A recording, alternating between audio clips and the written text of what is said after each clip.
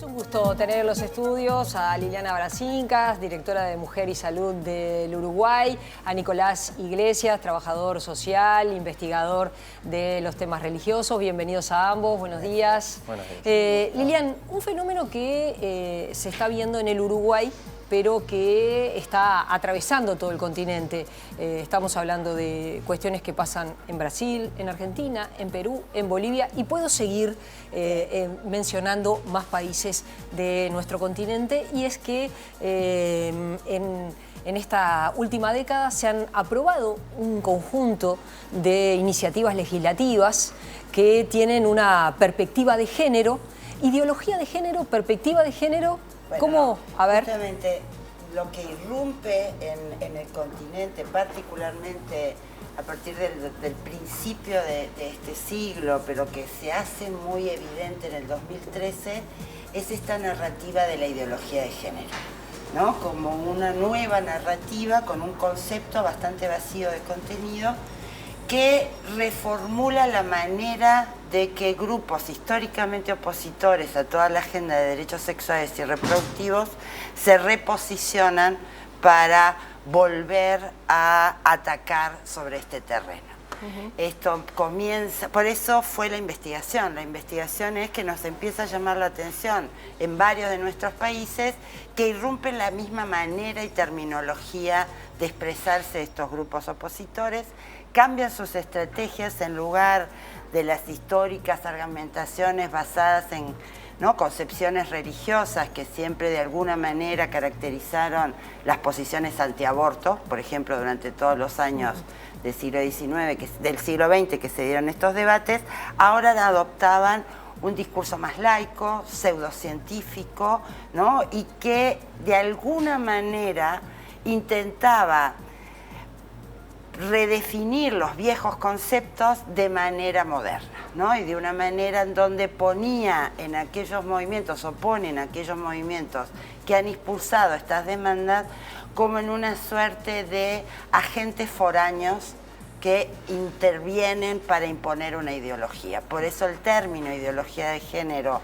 es un término acuñado que hubo que rastrearlo, es un término acuñado desde el Vaticano, es Ratzinger particularmente, en que ya desde la década de los 80, luego de haberse aprobado la Convención contra toda forma de discriminación contra las mujeres, que es del 78, él comienza a analizar de qué forma empieza a imponerse este cuestionamiento al rol tradicional de las mujeres en la sociedad, al rol de la familia tradicional y de alguna manera a las dimensiones de la desigualdad que genera justamente una sociedad organizada en una concepción estereotipada del rol de los hombres y del rol de las mujeres, y particularmente de la división de los espacios públicos y privados. ¿Por qué lo empezamos a investigar? Bueno, primero porque irrumpe y rápidamente se disemina, ¿no? Todo el mundo empieza a adoptar el término ideología de género sin saber mucho de sus orígenes, nos lo atribuyen a los movimientos sociales, ¿no? Como creación y además como intención. Y por otro lado, que es lo más preocupante, es que deslegitima la justicia de la demanda. O sea, ya no es justo lo que demandamos, sino que somos de alguna manera operadores de fuerzas externas que quieren venir a desestabilizar la sociedad, ¿no? Ahora voy a ir por eso, por unas declaraciones que hizo el senador electo Guido Manini Ríos. Exacto. Cuando menciona de otra izquierda que intenta poner el obrero contra el patrón y a la mujer contra el hombre y la mujer contra los hijos. Pero ahora vamos con eso porque creo que llamó la atención, y para ver este fenómeno continental, creo que llamó la atención, o por lo menos aquellos que estábamos mirando televisión y vimos a un dirigente empresarial boliviano, como fue el caso de Camacho, creo que su nombre de pila es Julio, ingresar al Palacio de Gobierno en Bolivia y tener en su mano la Biblia, en un país que venía de varias décadas de un presidente indígena, de un país indígena mayoritariamente.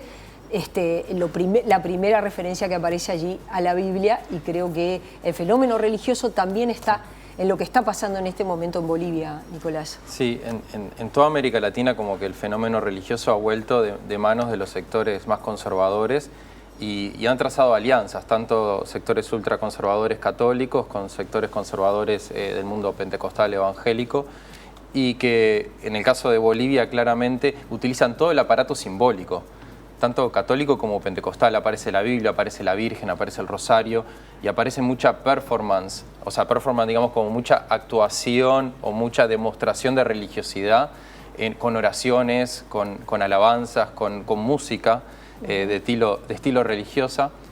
Y Camacho sí, digamos, planteó la disputa que es política en el plano religioso en tanto que se contrapone o se pone a la huipala, a la Pachamama, a las cosmovisiones de los pueblos originarios como el enemigo a derrotar, a desterrar y a imponer una nueva colonización o una nueva cristiandad, no la misma, aunque parecida a la de 500 años atrás con la colonización española, que es una nueva que incorpora también elementos del pentecostalismo o neopentecostalismo. Y también la autoproclamada o la proclamada presidenta Yanine Áñez también viene de esa tradición y de esa raíz, que también se vincula con la narrativa contra la perspectiva de género. Ella participó también en los movimientos de Con mis hijos no te metas, que son otra de estas organizaciones que operan de forma latinoamericana y que también cambian el sentido común de las palabras, porque eso me parece que es importante. Sí. Cuando se habla de perspectiva de género, no, ahora es un elemento ideológico impuesto. Con mis hijos no te metas, que uno pensaría que es para defender a los niños del abuso sexual, no, tiene que ver con que los padres son los que tienen el poder sobre los niños, no creen en los derechos del niño, estas personas, no creen en la autonomía progresiva de las niñas y los niños y los adolescentes. Entonces, cuando se habla de derechos humanos, en realidad se habla de derechos humanos de la propiedad privada, los derechos humanos del poseer. No se habla de los derechos humanos en un sentido integral y vinculante.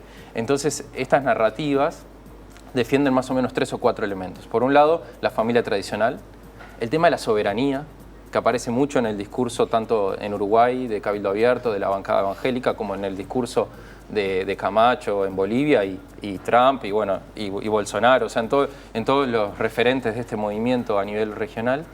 Y después este tema que tiene que ver con la soberanía, que es que hay una supuesta colonización impuesta que va a desestabilizar los valores de la cultura occidental y cristiana. Y de alguna manera que hay una teóloga que estuvo hace poco en Uruguay, Nancy Cardoso, brasileña. Que estuvo aquí en Cambiando el Aire. Excelente para poder entender cómo son procesos culturales de largo aliento, no son cosas que pasan espontáneamente, que hay una oposición de este discurso del orden, la seguridad, como antes en los 60 era de la tradición, de la familia, de Dios, se opone a una situación de un supuesto caos moral en el que estaríamos. Y ese caos moral vendría desde el reconocimiento de los sujetos indígenas como sujetos políticos, o sea, de las personas de las comunidades indígenas, de los grupos de la diversidad, de los grupos feministas y hasta de los propios niños y adolescentes. Entonces, esto es una discusión que en el fondo es cultural y es de narrativas. Eso me parece que... Uruguay es un país muy laico, Sí, por eso ellos lo ubican. Y es un país que además en estos últimos años está identificado en la región como uno de los países que más ha avanzado justamente en el campo de reconocimiento de derechos a amplios sectores de la población que habían sido discriminados. Esto tiene que ver con todo lo que tiene que ver con población trans, disidencias de género, disidencias sexuales. Se opone, justamente Uruguay es indicado en la región como el país que más ha procurado realmente generar las condiciones de igualdad de oportunidades para que no hayan diferencias de acuerdo al nivel educativo, que en el campo de la salud sexual y reproductiva sabemos que tiene mucha incidencia, ¿no? O sea, hoy muchas de las cuestiones que tienen que ver con desigualdades, aún también en el campo de las jóvenes, es jóvenes de clase media educada no tienen el drama, ¿no? Muchas veces de lo que pueden ser embarazos impuestos, embarazos no deseados, maternidades impuestas, matrimonios negociados. Entonces, el campo hoy de niñez, adolescencia y juventudes es un campo y de diversidad sexual y de derechos de las mujeres mujeres, es uno de los campos que de la década de los 90 podemos decir más se ha avanzado en tratar de equiparar desigualdades históricas. Sin embargo, justamente ese es el terreno por el cual Uruguay pasa a ser el mal ejemplo para estas organizaciones y a partir de ahí ser la sede de llegada de varios congresos, de varios de sus vocerías, de estrategias que se sabían que iban a perder, por ejemplo, el intentar derogar la ley de aborto en el 2013, ¿se acuerdan con la consulta ciudadana, que realmente fue un fracaso? No tuvieron ningún inconveniente en volver a repetir la estrategia con la ley trans. Con la ley trans. Que vuelve a ser derrotada. Decís, ¿por qué utilizan esta estrategia? Obviamente no fue para derogar la ley, porque ya sabían que no tenían condiciones, sino para pero sí es un mensaje hacia afuera de que en Uruguay se está combatiendo esta supuesta ideología de género y esta intencionalidad perversa. Esto creo que es lo más complicado. Porque vos podés decir hasta el debate de ideas y la diversidad de creencias, Uruguay ha justamente tenido un Estado laico que siempre lo respetó. El problema es que aquí no hay una discusión entre concepciones distintas. Hay una de, o sea, nos dicen que tenemos una intencionalidad perversa, ¿no? Entonces empieza a ver en el discurso esto de la discusión, o sea, la intención perversa de las mujeres en hacerle la vida imposible a los hombres con una guerra. Y por tanto desprestigian y deslegitiman muchas veces a las mujeres que denuncian situaciones de violencia de género, ¿no? Plantean que hay una política de control natalista porque peleamos durante años para que el aborto sea legal, para que efectivamente existan las condiciones. Sin embargo, la intencionalidad que nos arrogan es trabajar para un control natalista mundial que erradique a la población más pobre, cuando cualquier historia del movimiento feminista da cuenta que fue el feminismo el que denunció campañas de control de natalidad y el arrase de derechos en poblaciones pobres de mujeres indígenas y negras particularmente. Entonces, hay una, ¿entendés? Es muy complicado porque además, como Boaventura de Sousa Santos el brasileño identifica el portugués. El portugués, perdón. Él llama a estos grupos religiosos evangelicalistas. ¿Por qué? Porque tienen la intencionalidad de hacer política y de llegar a los poderes del Estado para cumplir con su cometido, que es la recristianización de las sociedades. Ahora, entonces, el pasaje hacia teocracias empieza a ser un pasaje muy diluido en un debate político que no los asumió en la medida, te digo, porque hubo una subestimación también de todos nuestros movimientos, ¿no? Lo pensamos como un actor de la sociedad que opina, pero en realidad forma parte de una estrategia que va acompañada de desestabilización de democracia. No quiero despedirlos sin antes, por un lado, ahora que tú me digas cómo consideras que está marchando la aplicación de la ley de interrupción voluntaria del embarazo, pero también